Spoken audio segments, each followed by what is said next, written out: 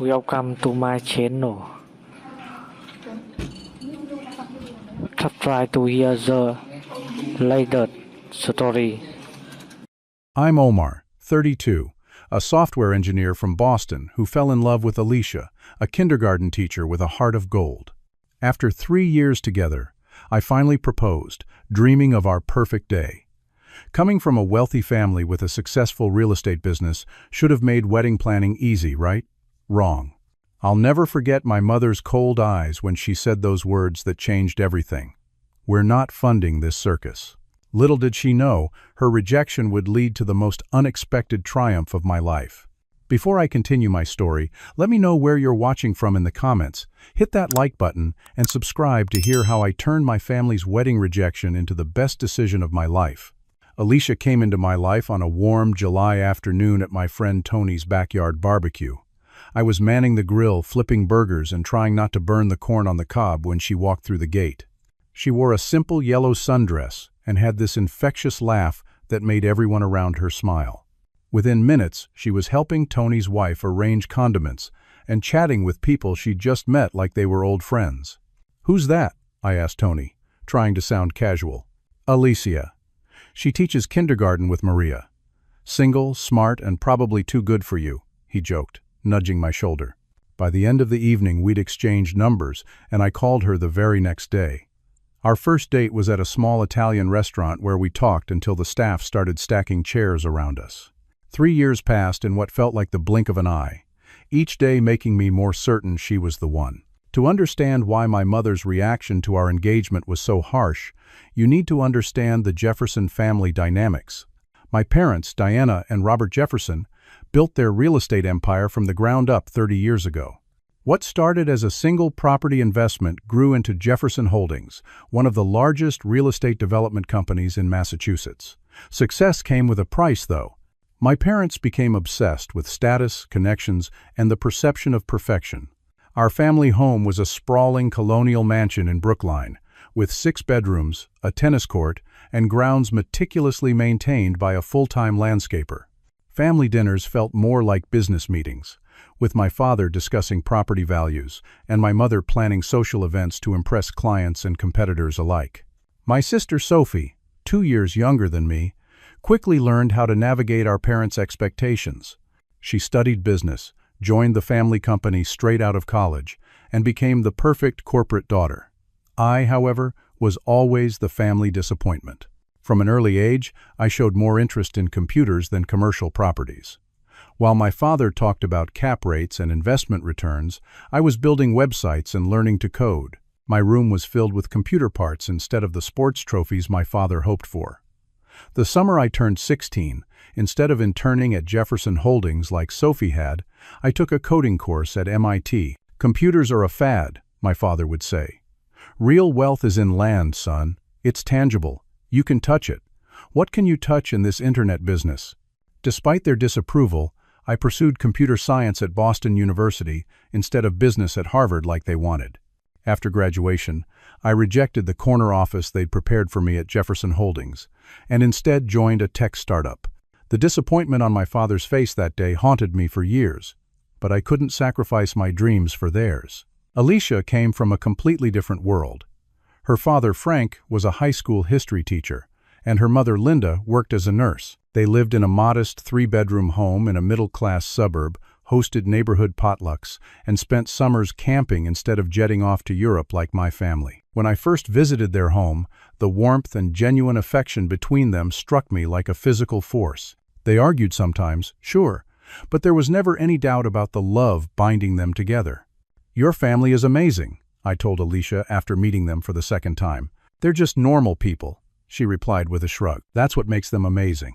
After 3 years together, I knew Alicia was the one I wanted to spend my life with. The proposal took weeks to plan. I reserved a private dining room at the restaurant where we had our first date, arranged for her favorite flowers throughout the room, and practiced my speech until I could recite it in my sleep. When the moment came, and I dropped to one knee, presenting the vintage emerald ring she'd once admired in a shop window, her eyes filled with tears.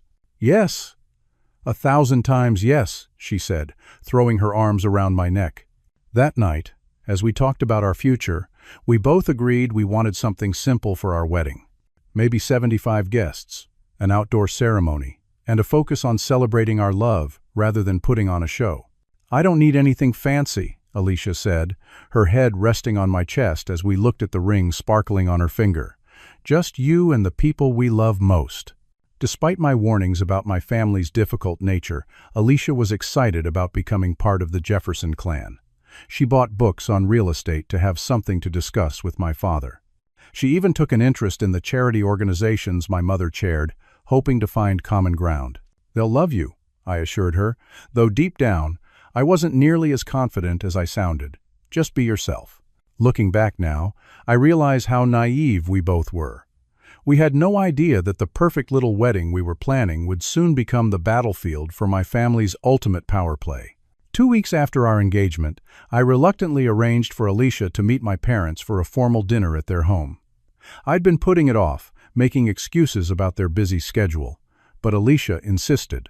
"They're your family, Omar," she said. "We need to include them in this happy time." The night of the dinner, as we drove through the wrought iron gates leading to my parents' estate, I could feel Alicia's nervous energy beside me. "Is my dress okay?" she asked for the third time, smoothing the fabric of her navy blue cocktail dress. "Not too casual?" "You look perfect," I assured her, squeezing her hand. "Remember, just be yourself." My mother opened the door herself, something she rarely did when they had company. Usually their housekeeper, Teresa, handled greetings, but Diana Jefferson wanted to size up Alicia from the very first moment. "Welcome," my mother said, air-kissing my cheek before turning her critical gaze to Alicia. "So lovely to finally meet you. Omar has been quite secretive about you." Alicia extended her hand along with the bouquet of flowers she'd carefully selected. "It's wonderful to meet you too, Mrs. Jefferson. Omar speaks so highly of you and your husband." My mother's smile didn't reach her eyes as she accepted the flowers. "How thoughtful. I'll have Teresa put these in water." Inside, the grand foyer gleamed with the same intimidating perfection I remembered from childhood. Crystal chandeliers, marble floors, and artwork that cost more than most people's homes. Alicia's eyes widened slightly, taking it all in. My father was in his study, on a business call that apparently couldn't wait, despite the engagement dinner being on the calendar for weeks. Sophie arrived 10 minutes late, dressed as if for a photo shoot rather than a family dinner, her fake smile firmly in place. "So you're the kindergarten teacher," she said to Alicia, the words somehow sounding like an accusation rather than a statement. "How absolutely darling. I always thought Omar would end up with someone in finance or law, but this is refreshing." Alicia maintained her composure. "I love teaching. There's something special about helping shape young minds." "I'm sure," Sophie replied, her tone suggesting teaching kindergarten ranked somewhere below scrubbing toilets on her list of acceptable professions. Dinner was served in the formal dining room with the good china and crystal that only appeared when my parents were trying to impress someone or, in this case, intimidate them.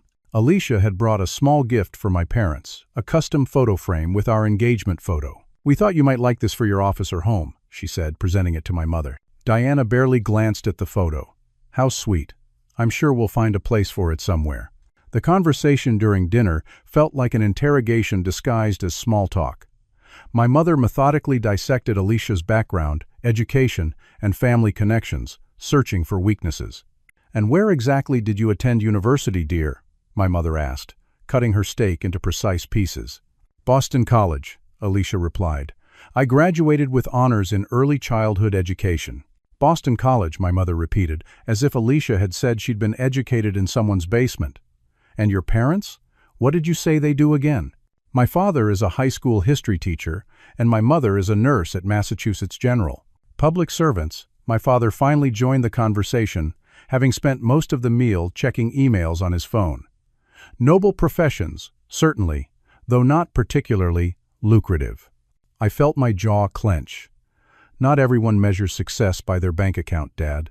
An uncomfortable silence fell over the table until my mother smoothly changed the subject. "Have you two thought about where you'll live after the wedding? Surely that little apartment of yours isn't suitable for starting a family, Omar."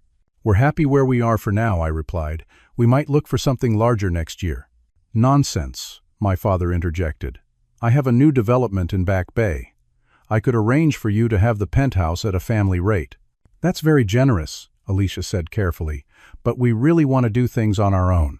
My mother's eyebrows rose slightly.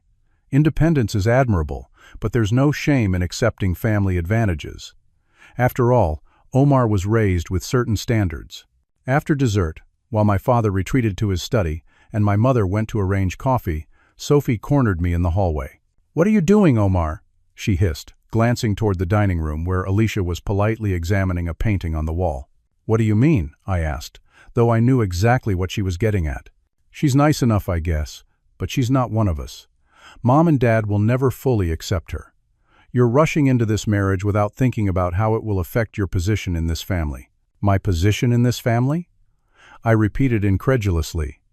"You mean my position as the perpetual disappointment? That position?" Sophie's expression softened momentarily.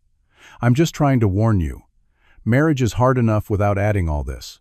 She waved her hand vaguely. "Complication."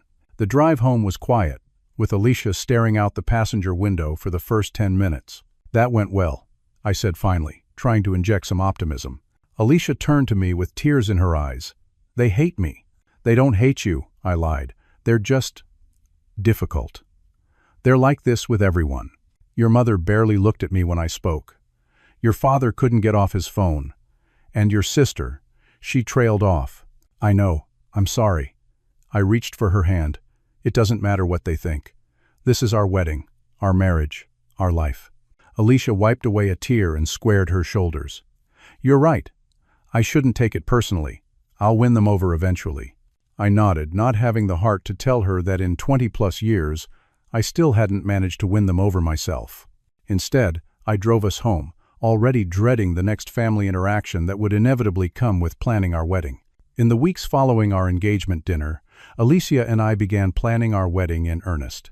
We created spreadsheets with budget estimates, researched venues within our price range, and started drafting a guest list. We both agreed on a modest celebration, perhaps 75 guests at most, an outdoor ceremony at a local botanical garden, and a reception that focused on good food and dancing rather than extravagance.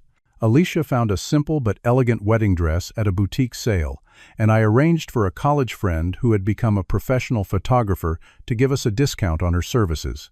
Everything was coming together nicely within our budget until my mother called unexpectedly one Sunday afternoon. "Omar, darling," she began, her voice dripping with false sweetness, "your father and I have been talking, and we've decided to help with the wedding." I put the phone on speaker so Alicia could hear. "That's unexpected. Thank you. Well, you're our only son. We can't have you getting married in some common venue with subpar catering. The Jefferson name means something in this city." Alicia gave me a hopeful smile, and I felt a flicker of optimism. Maybe my parents were finally coming around. "We appreciate that, Mom, but we're keeping things simple," I explained. "We've already found a venue we love within our budget." "Oh? And where might that be?" Her tone suggested she was prepared to be unimpressed. "The Harrington Botanical Gardens. They have a beautiful ceremony space near the Rose Garden and a reception pavilion that's perfect for our guest count." There was a pause on the other end of the line. "A garden wedding? In New England? What if it rains?" No, that won't do. I've already spoken with Harold at the Oakmont Country Club. They had a cancellation for June 15th, and he's holding the date for us." My stomach dropped. The Oakmont was one of the most exclusive clubs in the area, known for hosting society weddings with price tags that started at 6 figures. "Mom, we don't want a country club wedding. We've chosen the gardens because it reflects who we are as a couple." "Don't be ridiculous, Omar. No one remembers the couple, they remember the venue, the food, the overall experience. The Oakmont is where people of our standing get married." That conversation marked the beginning of what I now refer to as the wedding takeover. Despite our protests, my mother began making arrangements without consulting us. What started as an offer to help quickly morphed into a complete commandeering of our special day. A week later, my mother emailed us a revised guest list. Our carefully curated selection of 75 friends and family had ballooned to 250 names, most of whom were my parents' business associates and social connections that I barely knew. "We can't possibly cut the guest list now," my mother said when I confronted her. "Invitations have already gone out." "What invitations?" I demanded. "We haven't even chosen invitations yet." "I took care of it," she replied dismissively. "The engraved ones from Carlisle's. Everyone uses them." Alicia tried to maintain a brave face, but I could see the distress building with each passing day.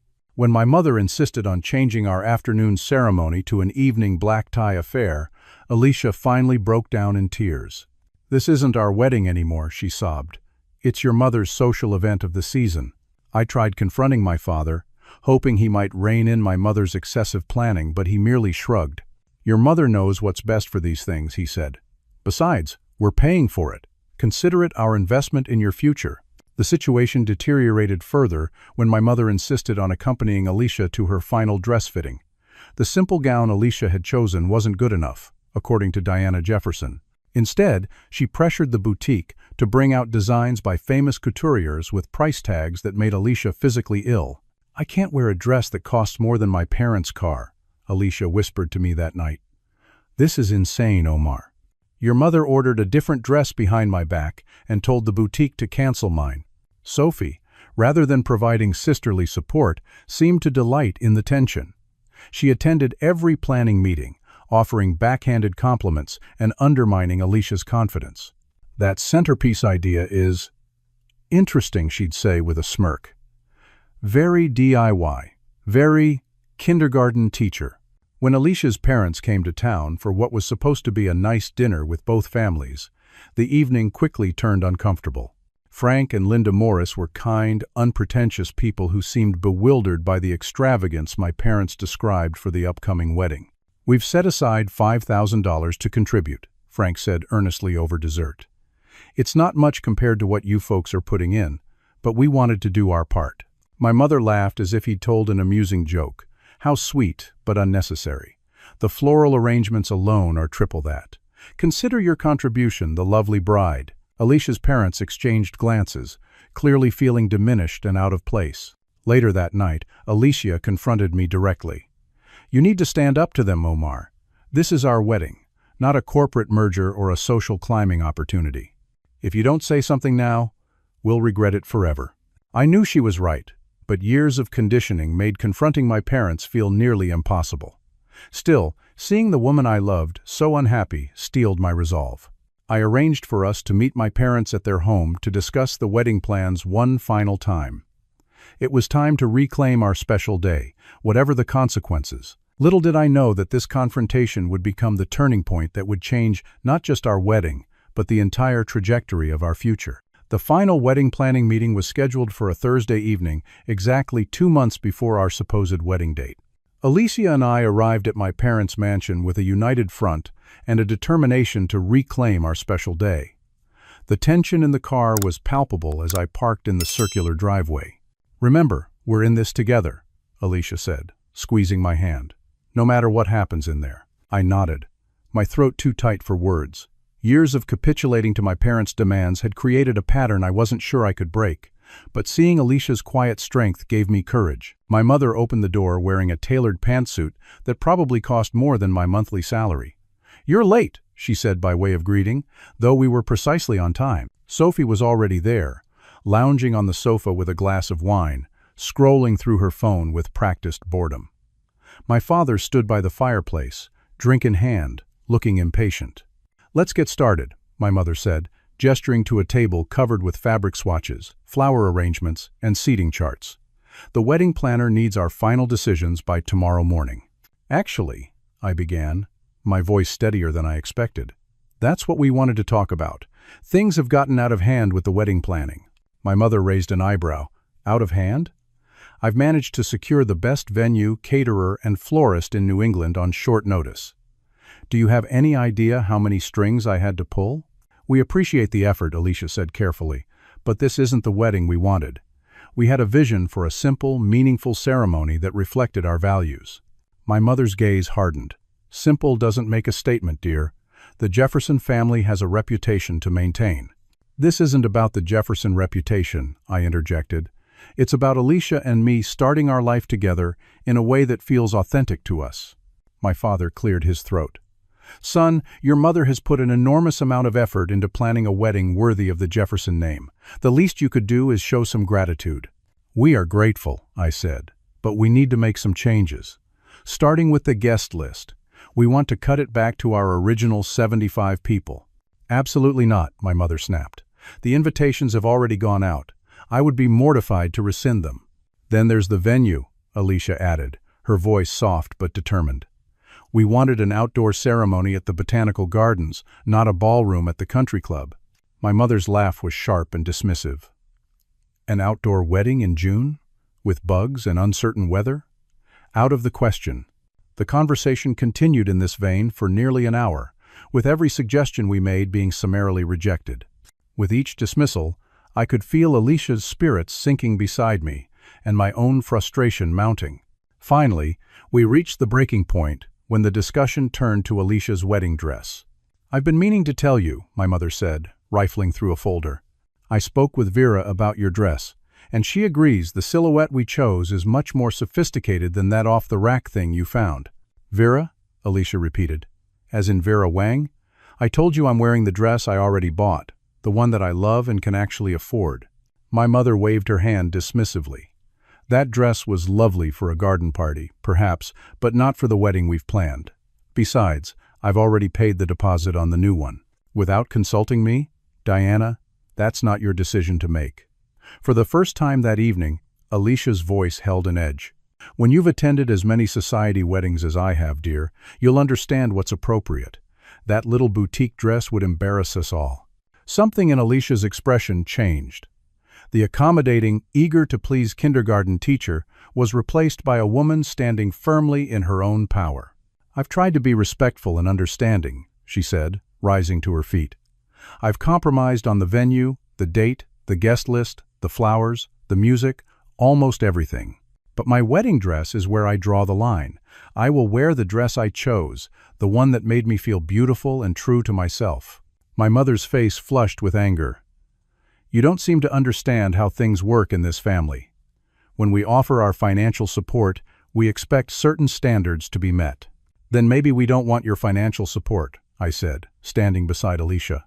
Maybe we'd rather have a wedding we can afford on our own terms than a spectacle that has nothing to do with our love or our values. My mother's eyes narrowed dangerously. Is that so? Well, let me make something perfectly clear. She rose to her full height, her voice dropping to an icy register that I remembered from childhood scoldings. We're not funding this circus. If you insist on embarrassing the family with some bohemian backyard wedding, you'll do it without a penny from us. The room fell silent.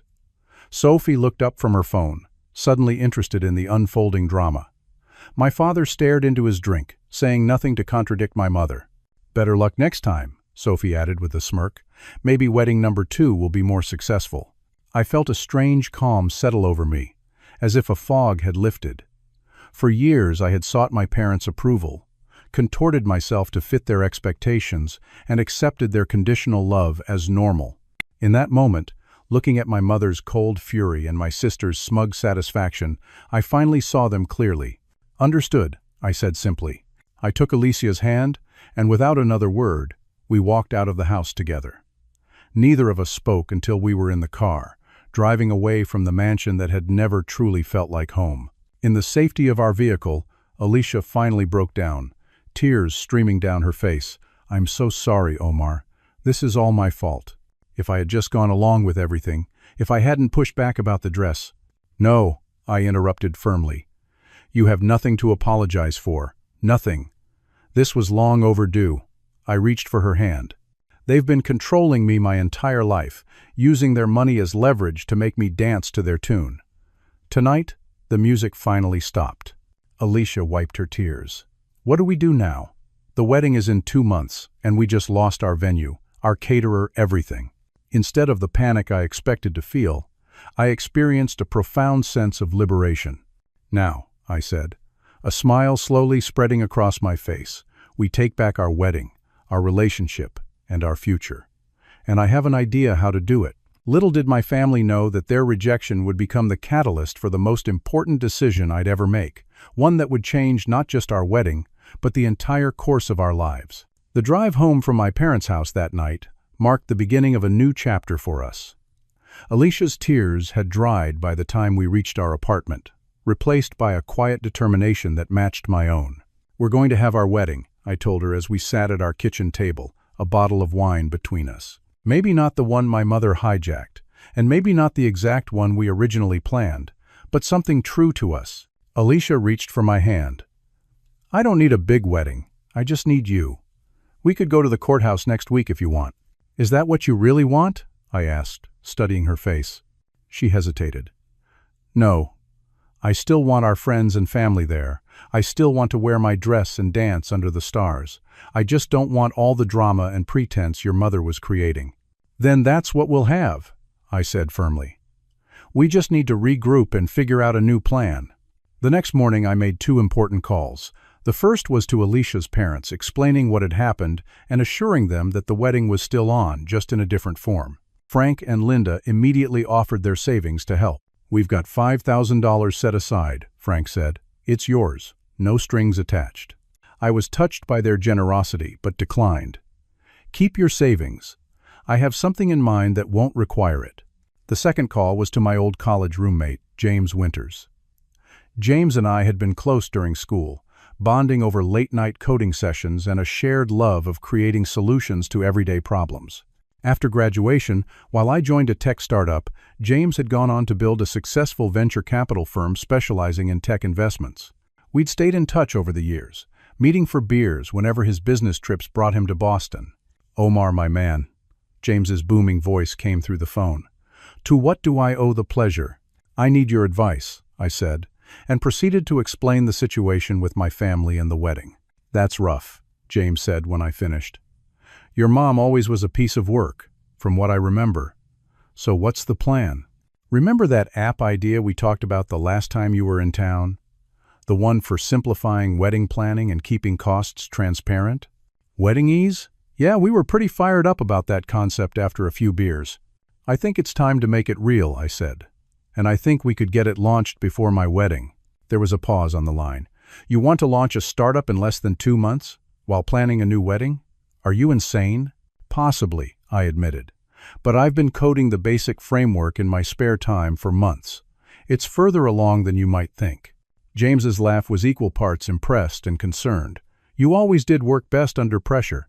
Send me what you've got, and let's talk tomorrow. What followed were the most intense weeks of my life. By day, I continued my regular job as a software engineer. By night and every weekend, I worked feverishly on developing Wedding Ease, an app designed to connect couples with affordable, transparent wedding services while cutting out middlemen and their markups. James brought in 2 developers from his network to help accelerate the process, and he arranged meetings with potential investors who were intrigued by both the concept and our compressed timeline. We set up operations in James's Boston office, transforming a conference room into our headquarters. Meanwhile, Alicia and I quietly canceled all the arrangements my mother had made, apologizing to vendors but explaining our situation. Some were understanding, others less so, but we were committed to moving forward on our own terms. We maintained radio silence with my family. No calls, no texts, no emails. We also pulled back from social media and limited contact with mutual friends who might report back to my parents. We needed space and time to execute our plan without interference. Alicia threw herself into the actual wedding replanning, finding a beautiful small vineyard an hour outside Boston that was available on short notice for a reasonable fee. She reconnected with the boutique that had her original dress, explaining the situation, and they were happy to rush the final alterations. As our original wedding date approached, the silence from my family finally broke. First came text messages from my mother, initially cold and formal, then increasingly frantic as she realized we were serious about proceeding without them. Omar, this childish behavior has gone on long enough. Call me immediately.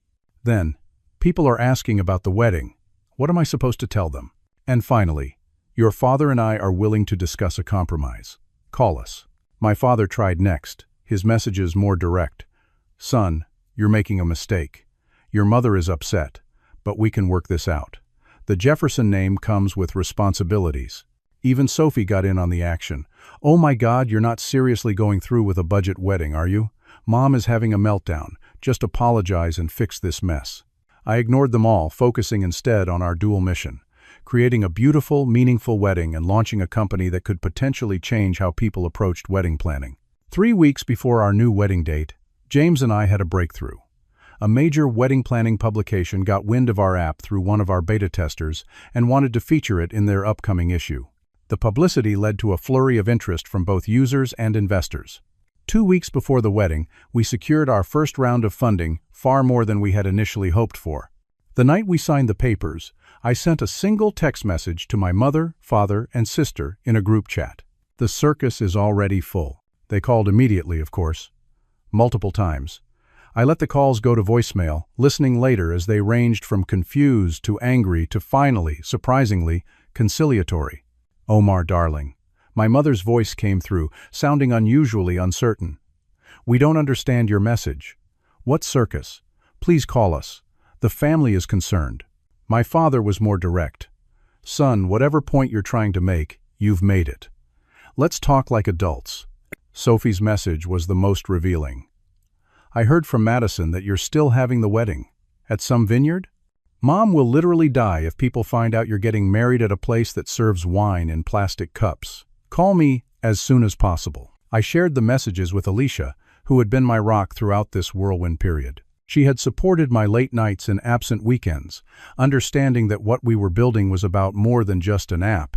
It was about taking control of our narrative. "Do you want them at the wedding?"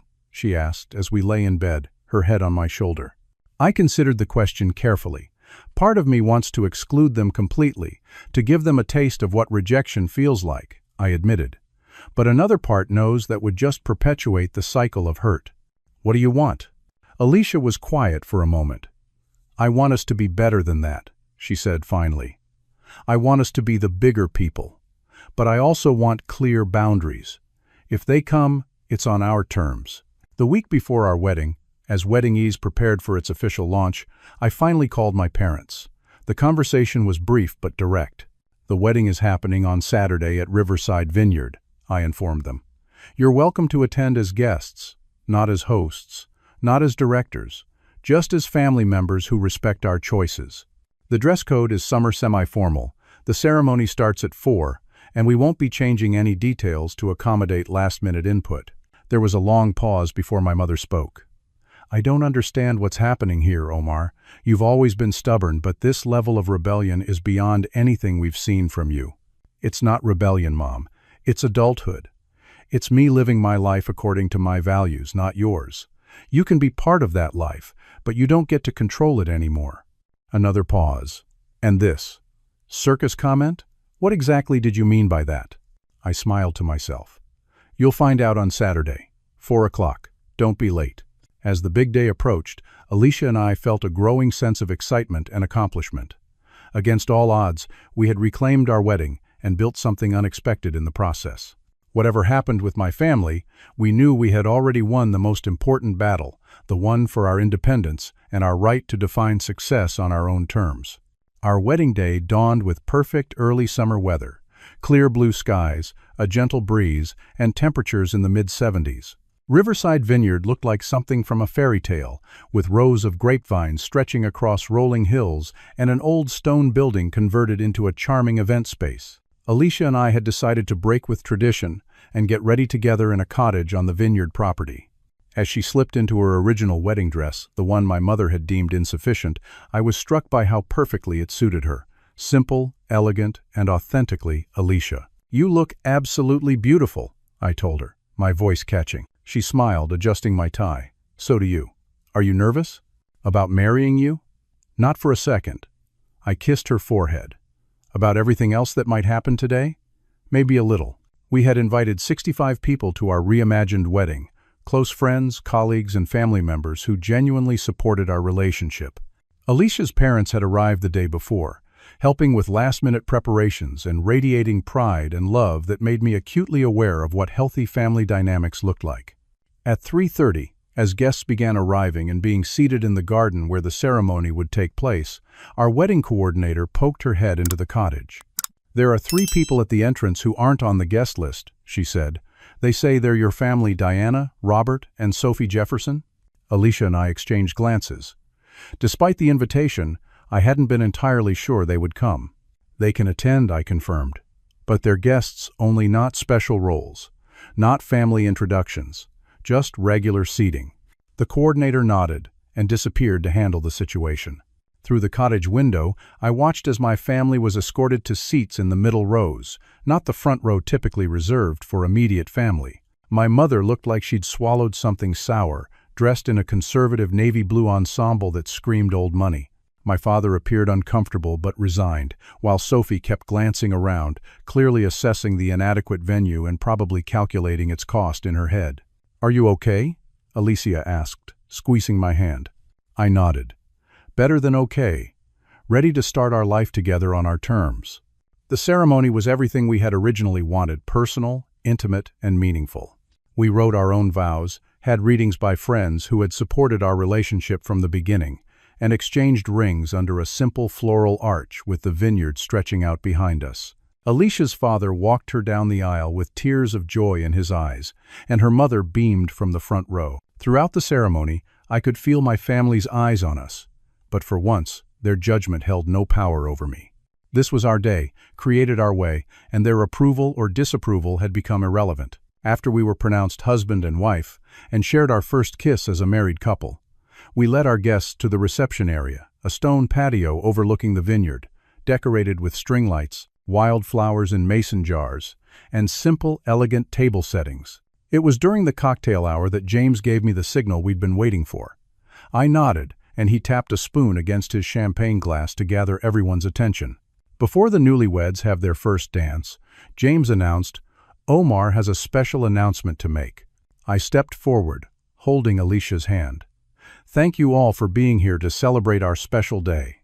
Many of you know that the path to this wedding wasn't exactly smooth." A ripple of knowing laughter moved through the crowd. When certain family members, I pointedly did not look at my parents, decided they weren't interested in funding what they called this circus, Alicia and I had a choice to make. Now I did glance at my family. My mother sat rigidly in her chair. My father looked uncomfortable, and Sophie was pretending to be fascinated by her champagne glass. We could have scaled back our plans, eloped, or given in to demands that would have made our wedding unrecognizable. Instead, we chose a different path. With the help of my incredible friend James Winters, we turned adversity into opportunity. James stepped forward with a tablet, which he handed to me. I held it up for everyone to see the Wedding Ease app logo on the screen. Today, we're not just celebrating our marriage. We're also launching Wedding Ease, a new platform designed to help couples plan affordable, authentic weddings without the markup and manipulation that's become standard in the wedding industry. A murmur of interest ran through the crowd. From the corner of my eye, I could see my father suddenly paying very close attention. Every vendor here today, from our amazing photographer to the vineyard staff, is a founding partner in our network of transparent, fairly priced wedding services. And as of this morning, I paused for effect. Wedding Ease secured $7 million in Series A funding from Horizon Ventures. The guests erupted in applause and cheers. Alicia's parents looked stunned but thrilled. My parents and sister sat in frozen disbelief. "So I'd like to thank my mother, Diana Jefferson," I continued, my voice steady. "Without her declaring that she wouldn't fund this circus, we might never have created a company currently valued at $15 million and growing. Sometimes rejection is actually redirection to something better than you could have imagined." I raised my glass. "To finding strength in adversity, and to creating your own path rather than following someone else's expectations." As everyone toasted, James stepped forward again. "And one more piece of breaking news as of 20 minutes ago, Techstart Corporation has made an offer to acquire Wedding Ease for $30 million, with Omar and Alicia retaining creative control and equity stakes." The celebration that followed was joyous and genuine. Friends surrounded us with congratulations for both our marriage and our unexpected business success. Alicia's parents hugged us with pride and love. My family remained in their seats, looking shell-shocked. Eventually, my father approached, his expression a mixture of confusion and reluctant admiration. $30 million? He asked quietly. "Is that true, or just for show?" "It's very real," I confirmed. "The paperwork is being finalized tomorrow." "And you did this in, 2 months?" 6 weeks, actually." He shook his head, a complexity of emotions crossing his face. "I don't understand you, Omar. I never have. But this..." He gestured vaguely around us. "This is impressive. In my own way, I'm proud of you." It was perhaps the most genuine thing my father had ever said to me. My mother approached next, her composure somewhat recovered. The ceremony was lovely, she managed, clearly struggling with the admission. Alicia, your dress is quite charming. I may have been hasty in my assessment. Thank you, Diana, Alicia replied graciously. We're glad you could be here to share our day. As my parents moved away to get more champagne, Sophie sidled up, looking both irritated and intrigued. So you're a millionaire now? Just like that? On paper, yes, I said, but the money was never the point. The point was creating something meaningful and taking control of our own story. Sophie rolled her eyes, always so philosophical. But I have to admit, it's a clever revenge plan. Making millions because Mom insulted your wedding? That's next-level petty, and I respect it. I laughed despite myself. Take care, Sophie. Try to remember there's more to life than impressing people who don't matter. The rest of the reception unfolded beautifully. Alicia and I had our first dance under the stars to the song that had been playing when we first met. We cut a simple but delicious cake made by a local bakery. Friends gave heartfelt toasts that made us laugh and cry. As the night wound down and guests began to depart, Alicia and I stood together at the edge of the vineyard, looking out over the twinkling lights of the valley below. Mrs. Jefferson, I said, wrapping my arm around her waist. She leaned her head on my shoulder. Don't you mean Mrs. Jefferson Morris? I'm keeping my name too, remember? Of course.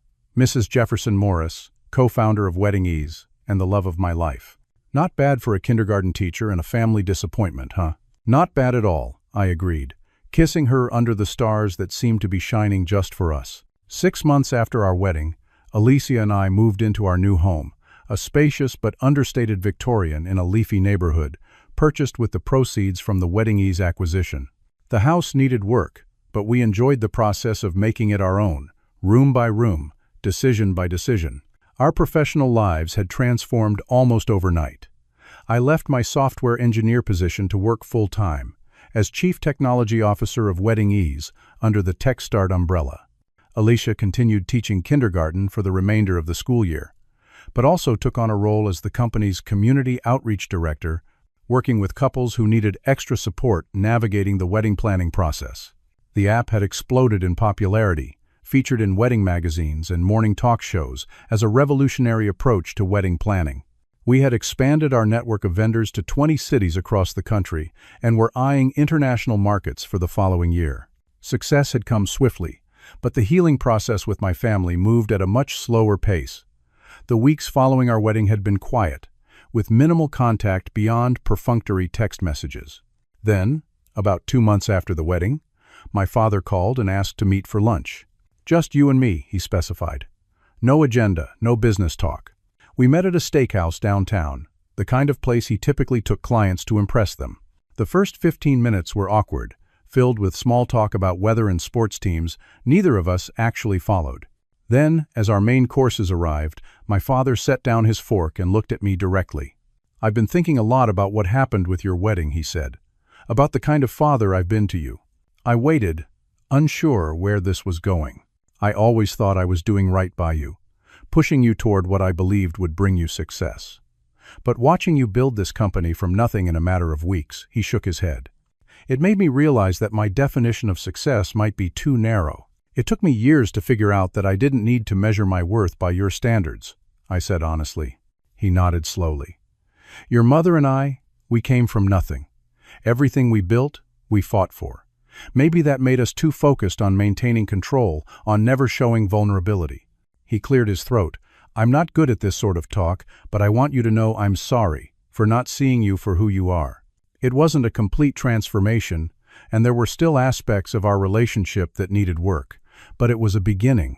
Over the following months, my father made consistent efforts to understand my life and choices. He even asked for a formal demonstration of the Wedding Ease platform, showing genuine interest in how it worked. My mother took longer to come around. Her pride had been wounded, not just by our rejection of her wedding plans, but by our subsequent success that proved we didn't need her guidance or connections. Eventually, though, social pressure worked in our favor. As Wedding Ease gained prominence and our names appeared in business publications, Diana Jefferson couldn't resist claiming some association with our success. My son always had an entrepreneurial spirit. I overheard her telling a friend at a charity function we all attended. We encouraged him to think outside the box. Alicia squeezed my hand and whispered, "Rewriting history already." I smiled. "Let her have this one. It's progress, in her way." The most surprising evolution came from Sophie. After months of social media silence, she messaged me out of the blue, asking if she could visit us at our new office. When she arrived, she seemed genuinely impressed by what we had built. "This is actually really cool," she admitted, watching the development team work. "And I hate that I'm saying this, but that wedding you planned? It was beautiful. More beautiful than what Mom was forcing on you." Over coffee in my office afterward, Sophie confessed something unexpected. "I've been thinking about leaving Jefferson Holdings," she said. "I'm good at what I do there, but it's not fulfilling, you know?" "I know exactly what you mean," I said. "What would you do instead?" "I've always been interested in event planning the real kind, not just social climbing disguised as charity galas. Seeing what you guys did with your wedding, on your own terms, it made me wonder if I could do something similar." By the one-year anniversary of our wedding, we had established a new kind of relationship with my family, one based on mutual respect rather than obligation or control. We didn't pretend the past hadn't happened, but we were finding ways to move forward that honored both our individual journeys and our connections to each other. Alicia was my partner through all of it, showing remarkable grace and forgiveness toward a family that had initially rejected her. Holding grudges only hurts the person holding them, she reminded me whenever I found myself slipping into old resentments. As our business continued to thrive, we made a decision that brought our journey full circle. We established the Wedding Ease Foundation, a nonprofit that provided grants to couples who wanted to celebrate their commitment but faced financial barriers. For every wedding booked through our platform, we contributed to helping another couple have their special day. "It's not just about making wedding planning easier or more affordable," Alicia explained to a reporter doing a profile on our foundation. "It's about democratizing joy. Everyone deserves to celebrate their love in a way that feels authentic to them, without going into debt or compromising their values." On quiet evenings, Alicia and I often sat on the porch swing of our Victorian home, reflecting on the whirlwind journey that had brought us here. From the painful rejection by my family to building a successful company and gradually healing those family wounds, it had been a transformative experience. "Do you ever wonder what would have happened if your mother hadn't said those words?" Alicia asked one night, her head resting against my shoulder. "If she hadn't called our wedding a circus and pulled her funding?" I considered the question. "I think we would have had a wedding that wasn't truly ours. We would have started our marriage with a compromise that set a concerning precedent. And Wedding Ease would still be just an idea James and I talked about over beers occasionally." So her rejection was actually a gift. "The best one she ever gave me," I agreed. "It forced me to finally break the pattern of seeking approval I was never going to get on my own terms. It pushed me to create my own success instead of fitting into someone else's definition of it." As we planned for our future, including the possibility of starting our own family someday, we often discussed what kind of parents we wanted to be. We were determined to create a family culture built on acceptance, support, and the freedom to chart one's own course. "Our children will never have to wonder if our love is conditional on them following a predetermined path," I promised. "And they'll know that the true measure of success isn't wealth or status, but creating a life aligned with your values," Alicia added. Looking back on that pivotal moment when my mother declared she wouldn't fund this circus, I now feel an unexpected gratitude. Her rejection became the catalyst for self-determination and authentic success that might have taken years to achieve otherwise. The circus wasn't our wedding, as she had meant it. The real circus was the family dynamic she had created, one where love was conditional, approval was scarce, and control was paramount. Breaking free from that circus gave Alicia and me the courage to build something beautiful together, both in our marriage and in our business. Have you ever had a moment when someone's rejection or disapproval actually pushed you to achieve something greater than you originally planned? I'd love to hear your stories in the comments below. Don't forget to like this video if it resonated with you. Subscribe for more real-life stories of overcoming family challenges, and share with someone who might need to hear that sometimes rejection is just redirection to a better path. Thank you for joining me on this journey.